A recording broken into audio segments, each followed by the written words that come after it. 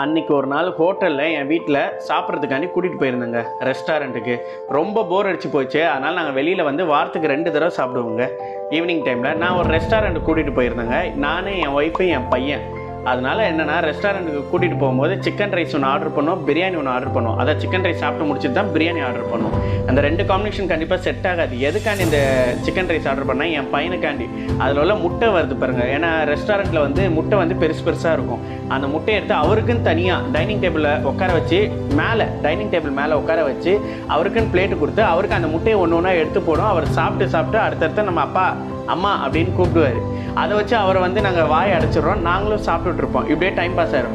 வாரத்துக்கு 2 தடவை போவாங்க. இது அப்படியே அவருக்கும் பழகிடுச்சு.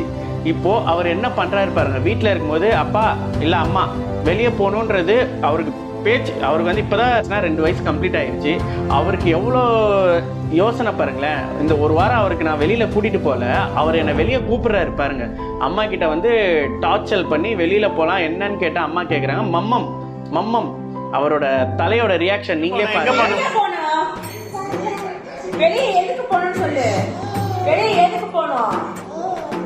இங்க அம்மா பாரு, எதுக்கு சொல்லு. வெளியே எதுக்கு போறோமா? எதுக்குமா? என்ன பண்ண போறாங்க போய்? மாமா சாப்பிட முடியா? மழை பெய்யுது, வெளியே போய் சாப்பிட முடியாது. அம்மா தோசை ஊத்தி கொடுத்தல, சாப்பிட்டீல?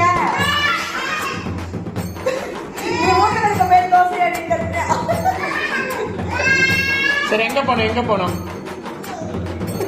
அப்பா பார்த்து சொல்லு. எங்க போனோம்